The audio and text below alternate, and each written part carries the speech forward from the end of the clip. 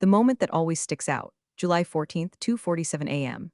I was sitting on the floor of my apartment, wrapped in a hoodie that smelled like burnt coffee and exhaustion, half eating cold lasagna out of the container while my laptop blasted heat onto my legs. That was the night I pushed the final build into staging for the Henderson project. 2 years of back-end logic, integration pipelines, error handling gymnastics, and late-night bug hunts, all humming together like a gospel choir made of duct tape and JavaScript.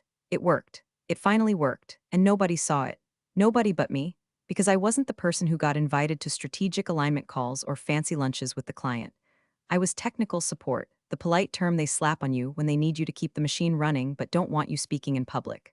My boss, Heather, the director of solutions delivery, wore power blazers and called herself a thought leader.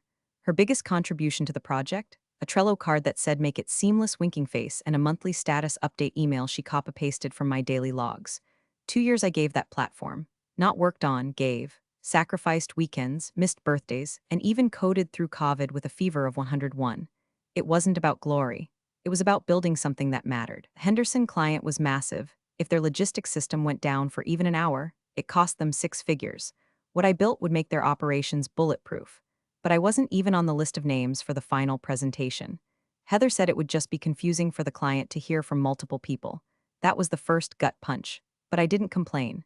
Because when you're the type who triple checks commit messages and lint errors for fun, you're used to being invisible. You're the human version of a firewall, only noticed when things go wrong. By the way, if you're still listening, first of all, thank you. And second, do us a solid, tap the subscribe button and drop a like. It's the best kind of caffeine for our whole team. We're like gremlins, but with burnout and bad posture, your support keeps us going. Anyway, I stayed quiet, nodded through Heather's "We've got this" pep talk, didn't flinch when she said she'd be rebranding our project as Aurora Flow, which I'm pretty sure she got off a yoga mat. And when I passed her in the hallway printing out slides with diagrams I literally designed, labeled with her name at the footer, I just smiled. The kind of smile you give when you know exactly where the bodies are buried, because you dug the graves yourself. Still, part of me hoped naively that maybe, just maybe, I'd get a nod. A quiet thank you. Something. Instead, I got a 3 a.m. Slack message, added my notes to the deck. Final version locked. Big day tomorrow, grinning face with smiling eyes. Her notes? She changed the font to Comic Sans on one of my charts. I am not kidding, but the code was mine. Every line, every decision tree, every rollback handler. I built redundancy layers that could survive a nuclear winter. I used my GitHub like a diary, documented everything, timestamped, versioned. Annotated, not for glory, for sanity, because if anything ever went wrong, I wanted the truth to be traceable. Still, I didn't expect this to go wrong. I didn't expect the thing I built to be handed off like a plate of cookies while I sat in the back of the room, silent, nodding, disposable. But that part's coming. First, there was the calm. The quiet hours before the betrayal. The part where I kept my head down, coded like my rent depended on it, it did, and told myself that good work eventually gets seen. I was wrong. It started as a whisper around the office. Well, the Slack channel, which was the office ever since remote, became permanent. People started dropping phrases like "big pitch, next week and the Henderson execs are flying in." I even caught a "we might be on the cusp of something huge" from Greg in marketing, which meant he'd probably gotten wind of something on a Zoom call he wasn't even supposed to be in. I checked the calendar expecting to see my invite. Nothing. No meeting, no prep call, no document review. Just a block of gray time labeled Henderson Solution Review C-level only. That's when my stomach dropped. My solution, my architecture. My entire damned life for the past 24 months, and I wasn't even on the guest list. So I did what any rational human being running on spite and Celsius would do. I DM'd Heather. Hey, saw the Henderson review on the calendar. Do you need me to prep talking points or walk through the system overview? Her reply came back faster than her usual "seen 6 hours ago" vibe. No need. I've got it covered. Smiling face with smiling eyes, just keep the infra steady in case they want to peek under the hood later. Got it covered. Like she was doing me a favor, letting me watch the Titanic launch from the dock. I stared at the message, fingers hovering over the keyboard, and typed half a dozen different responses, each more sarcastic than the last, before deleting them all and settling on, "Roger that." And then I stared at my wall for 27 straight minutes. You know that feeling when you stub your toe and your whole body tenses like you just got electrocuted? That, but in my soul. The next day, Heather posted in the team channel, "Exciting stuff ahead. Can't share all the details yet, but leadership's aligning around the solution pitch. Huge moment for all of us, party popper all of us." Interesting choice of words for someone who just locked me out of my own brainchild. I scrolled past it without reacting. If I reacted, I'd lose. That's how people like Heather win. They get you to self-destruct while they stay poised in their Banana Republic blazers, sipping turmeric lattes and calling it vision. But privately, I couldn't sit still. My gut felt like it had swallowed a cactus. So I pinged Raj from DevOps. He always had ears everywhere like a bloodhound in cargo shorts. Hey, you hear anything about the Henderson pitch? He replied, yup. Heard Heather's doing the full demo walkthrough. PowerPoint plus live clicks. Your stuff. You in on it? I sent back a smiley just to avoid typing a death threat. The worst part? Everyone assumed I was in on it. Because how could someone not include the lead engineer in a client walkthrough of their own system? It didn't make sense. It defied logic. Unless, of course, you were Heather. She didn't like sharing credit. She liked to translate tech into business language, which was her excuse for copy-pasting my Jira tickets into a Word doc and pretending she wrote it on the back of a cocktail napkin. I watched her Slack status go from in a meeting to on a call to AFK over the next couple days. She was rehearsing. I knew it, rehearsing my demo. Practicing the cadence, the slides, the jargon she barely understood. I bet she even memorized my debugging anecdotes, funny little glitch in the warehouse queuing logic like she'd lived it, like she'd fixed it. Meanwhile, I sat in the background, invisible, like the IT version of a ghostwriter, haunting the machine, but never credited on the cover. Every time I refreshed the shared drive, I saw new versions of the deck being saved. Not one of them had my name in the footer. Not one listed me as point of contact. The diagrams were still mine, though I could tell by the dumb little Easter eggs I'd left in the node names. One backend cluster was labeled Dwight Schrute's Beats. Another, Thanos Snap Protocol. She hadn't even noticed, just lifted them wholesale. I sent her one last message. Just let me know if you need any support materials or notes. Her reply, all good. Let's cross our fingers, crossed fingers, big day ahead. And just like that, I was out, not fired, not sidelined by policy, just deleted, like a variable someone no longer needed.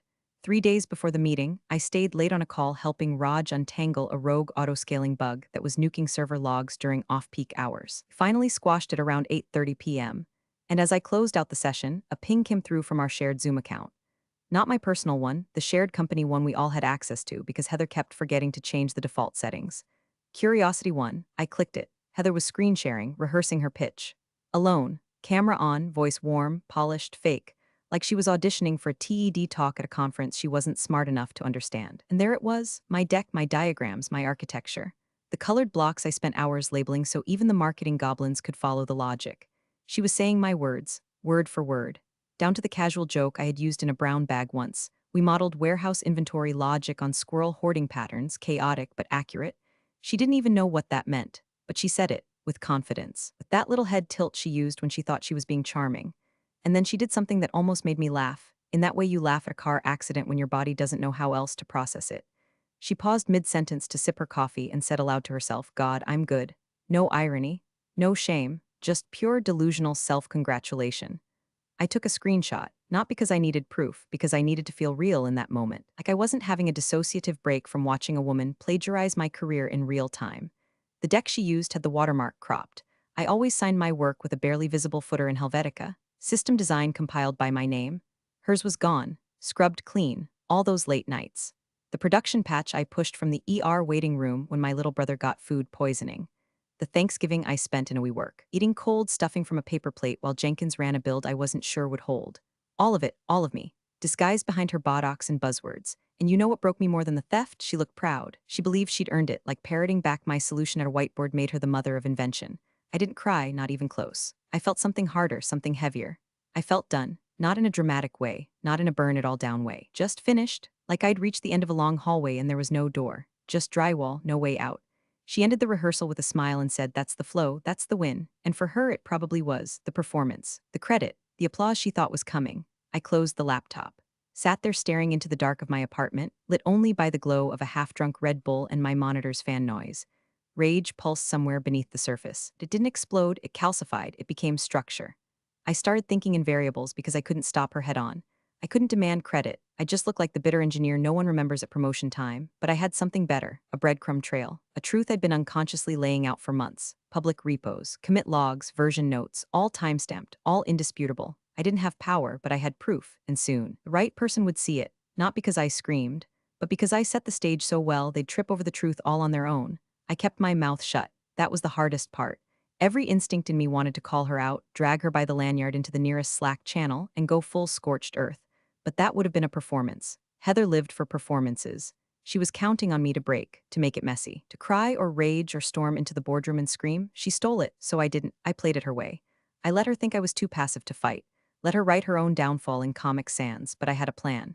Monday morning, 2 days before the big meeting, I drafted an email. Not dramatic, not accusatory, just helpful. Neutral. The kind of email people skim on their phones between lattes and deliverables. Object, additional documentation, Aurora Flow architecture overview body. Hi Nathan, hope your team's having a smooth start to the week. Thought this might be useful ahead of Wednesday's walkthrough. Just sharing a public GitHub repo where we've been tracking architecture notes, logic patterns, and evolution over time. Nothing sensitive, just good context if you're curious. Cheers, my name, no accusations. No claims, just a breadcrumb. A digital paper trail, tied neatly with a bow. If he clicked it and that was the gamble, he'd see 2 years of commits, all under my username, all dated, all publicly accessible. Documentation, diagrams, test runs, bug fixes, and even early concept sketches with timestamps proving authorship. Every contribution, every pivot, every late-night lightbulb commit logged in UTC. I sat there after hitting send, heart doing that uneven thud-thud skip thing it always does when I pretend to be braver than I am, because it might not work. Nathan, the CTO, was sharp, sure, but he was also busy. Guys like him didn't always read emails from people like me. I wasn't high enough on the org chart to make his radar. For all I knew, my note would die in the promotions tab, never opened, buried under invites to SAW conferences and networking drinks. But I had to try. I watched the scene by status in Gmail like it was a life monitor. 24 hours, no open. 48 hours, still nothing. By Tuesday night, I'd convinced myself I'd wasted my shot, that maybe Heather would get away with it, that maybe I was the ghost she wanted me to be, nameless, silent, a footnote in her LinkedIn victory lap. But I kept showing up, logged into the team's Slack, sent in the daily updates, acted like nothing was wrong, even helped Heather test her Zoom audio Tuesday evening when she couldn't figure out how to screen share without that stupid gray bar. She called me a lifesaver. I smiled and said, anytime. I had no idea if my safety net was even holding. I tried to sleep Tuesday night, but my brain kept chewing on the same question. What if he doesn't care? Because that was the other risk. Even if he saw it, what if he didn't care? What if this was just business to him? What if Heather's pitch was enough and no one gave a damn about the invisible engineer behind the curtain? I stared at my phone until 2:17 a.m., when I finally passed out with a pillow over my head and the GitHub repo still open on my screen. Last commit, optimize retry logic for warehouse sync. Timestamp 3 weeks ago. Author, me. No applause, no medals, just quiet code, quiet proof. The meeting was tomorrow, and all I had was a silent truth buried in a repository. I didn't know if it was enough, but it was all I had. The morning of the meeting felt like the seconds before a plane crash. That eerie quiet where everything's technically still fine, but you know the engine's already on fire and the captain's about to announce that you should brace for impact. I was in early, too early, logged in by 6:42 a.m., nerves pinging like corrupted RAM. I didn't need to be there. Technically, Heather had made that abundantly clear. But I told her I'd stay online in case there were any technical snags. Translation: in case you crash and burn trying to explain an architecture you don't understand, I'll be the invisible seatbelt that saves your ass. The meeting itself was being held in person. A glass-walled boardroom on the 17th floor of the client's headquarters. Full panoramic view of the city skyline, big enough to fit the entire food chain from both companies. Our side had senior execs, 2 project managers, 1 product owner, and of course Heather, our fearless plagiarist-in-chief. The client's side came heavy. Nathan, the CTO, his direct reports, and half their logistics team. All suits, all sharp-eyed, all expecting brilliance. Heather arrived last. I saw it through the shared webcam feed someone forgot to disable. The camera was angled slightly, showing just enough of the boardroom to see her entrance. She strutted in like she was walking a Fashion Week runway. Black blazer with gold buttons, sleek folder in hand, hair flat-ironed into weapon-grade precision. She looked like a leader. She acted like a leader. That was her real superpower, not intelligence, not innovation. The performance of competence. She wore it like perfume. She shook hands, gave that tight-lipped corporate smile, and started setting up her laptop like she'd built the damn hardware herself. I sat frozen, watching from the sidelines like a ghost haunting her own murder scene. My inbox was open, Gmail in one tab, GitHub in another. Still no read receipt from Nathan. Still no reply. My email sat there in digital purgatory, waiting to be seen, waiting to matter. At 9:02 a.m., the meeting officially started. Heather's voice came through the conference mic, crisp and confident. Thanks, everyone, for joining today. We're excited to walk you through Aurora Flow, our logistics automation platform designed specifically for Henderson's operations. It's been a long journey, and I'm proud to share the outcome. Long journey, huh? You mean my journey? The one where I bled time and sanity into a system that doesn't even carry my name anymore? She clicked to the first slide, the system overview. Diagram I drafted at 3 a.m. during a Red Bull crash and later color-coded because the PM said it looked too much like a subway map. It was still mine. I recognized the node names, even the ones she didn't understand. The room nodded along. People scribbled notes. One guy even smiled. She had them. She was selling it. Selling me. Slide after slide, her voice stayed steady, practiced. This decision tree allows for warehouse rerouting in real time, she said, pointing to logic I'd spent weeks refining. We tested the scaling module under 4 different failure conditions. She added, quoting from my QA logs. You'll notice how the ETL pipeline prioritizes perishables based on shelf life and regional demand, a feature I'd coded after Henderson's test batch of strawberries rotted in Phoenix last summer. And they bought it, all of it. For 20 minutes, she presented my work like a bedtime story she'd authored, and I just sat there, headphones on, heart thudding like a warning siren. I couldn't move, I couldn't type, I just listened, watched, waited. Then she reached the live demo. This part speaks for itself, she said, launching the interface. She clicked through the dashboard like she was conducting an orchestra, never once acknowledging she didn't write a single note of the music. My buttons, my flows, my alerts. I could practically hear the soft hum of my scripts firing in the background. Applause followed, polite, measured, but real. I wanted to scream, to stand up and shout, "You're clapping for a puppet show and I built the strings." But I didn't. I stayed quiet, because the roller coaster wasn't done. The climb was over, sure, but I knew we were almost at the drop. Heather clicked to the slide titled Operational Efficiencies, Post-Deployment Gains, and I nearly vomited into my keyboard. It wasn't just the slide title, it was the exact phrasing from my internal write-up. I remembered writing that sentence while microwaving oatmeal at 1:42 a.m. last quarter, the same night the deployment logs caught a conflict in the Redis cache layer, and I patched it blind on 2 hours of sleep and blind faith. She didn't change a single word, not even the colon. Now she was reading it aloud like it was her personal TED moment. Post-deployment analytics show a 46% reduction in fulfillment latency across high-volume SKUs and a 22% drop in manual inventory overrides, she announced with that smug little pause after the numbers, like she just summoned a spell. Like she understood what any of that meant. She didn't. I knew she didn't. She once asked me, can we just, skip the whole retry cycle thing? It sounds negative. Retry cycle. Very thing that made our backend resilient enough to survive their Colorado warehouse losing power twice in February. And yet there she stood, riding the wave of nods and polite admiration from execs who didn't know any better. Nathan, the CTO, sat at the far end, arms folded, stoic, his expression unreadable. I stared at him through the tiny webcam feed, begging him with my eyes, did you open it? Did you read the email? No sign. Nothing. Heather kept talking. Of course, what makes Aurora Flow uniquely tailored to Henderson's supply model is its predictive routing logic. We modeled it on historical backorder data and perishability curves. I flinched. Those exact words. I wrote them in a design note 6 months ago, after a 3-hour call with Henderson's inventory team, where they offloaded so much raw data, I had to use my bathtub as a whiteboard just to track edge cases. She hadn't even been on that call. She was in Napa that week doing a Women in Tech panel, which, let's be honest, was just Chardonnay and Canva slides. But now, here she was, quoting my brain like it was some episode she binged last night. Nausea curled in my stomach like a pulled thread in a sweater, small at first, but unraveling fast. My fingers hovered over the keyboard, useless. My ears buzzed with white noise as her voice droned on. I tried not to look at the other executives nodding along, but I caught glimpses. Our VP of sales, smiling like a proud parent, the product lead, scribbling notes like she just discovered fire.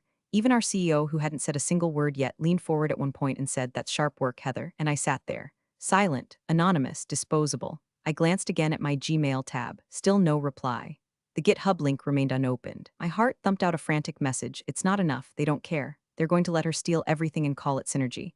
I almost shut the laptop. Almost, but something in me held still, held fast, because I knew the truth was there, waiting. I had built it into the architecture, into the system, into the very bones of the thing, and even if no one saw it yet, it existed. It lived. Heather wrapped up her final slide with a flourish. In short, Aurora Flow isn't just smart tech. It's empathetic design for people, for processes, for purpose. Someone actually clapped at that line. I dug my nails into my palm so hard I left half-moon bruises. That was the ordeal. Watching my identity be worn like a costume. Listening to my thoughts exit someone else's mouth, powerless to stop it. Trapped behind a screen, my only weapon a hope that one curious CTO had bothered to click a link. I stared at Nathan again, still unreadable, still quiet. Then he leaned forward, reached for his laptop. And for the first time in 37 agonizing minutes, he smiled. Not at Heather, at the screen. The room had just begun that awful, polite clapping, the kind that fills boardrooms when no one wants to be the first to stop smiling.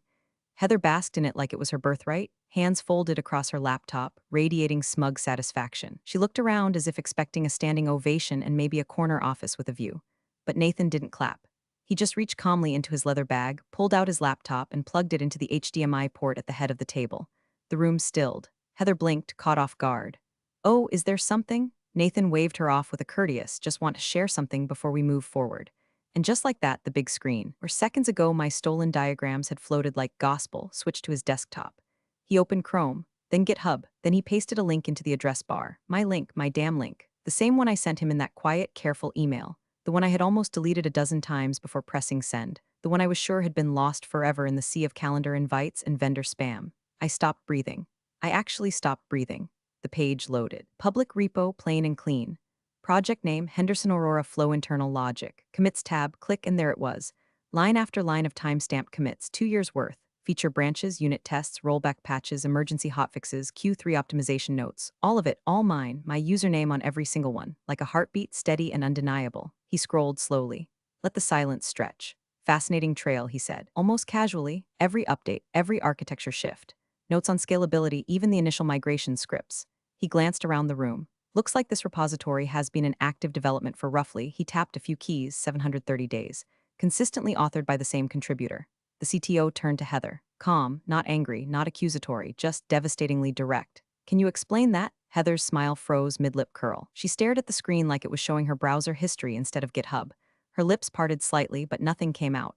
Nathan didn't wait for her to speak. He turned to the room. I just found this link in my inbox, he said. Sent a few days ago, labeled as additional documentation. Didn't look important at first, but I opened it this morning out of curiosity. Spent the better part of the last 2 hours going through it. He looked at me. Not Heather, me. Then he nodded. No words, no dramatic declaration, just a nod. Simple, absolute. My breath came back in pieces. I could feel my pulse again. My hands were shaking just a little, just enough to notice. I looked back at the screen. There it was. Truth plain as code. No opinions, no spin, just cold, beautiful proof. The kind that doesn't need explanation. The kind that doesn't need permission. Heather tried to recover. That's, I mean, of course. We draw from team contributions. I delegate implementation to technical staff as part of my leadership strategy. It's collaborative, Nathan raised a brow. Every single line, her face twitched.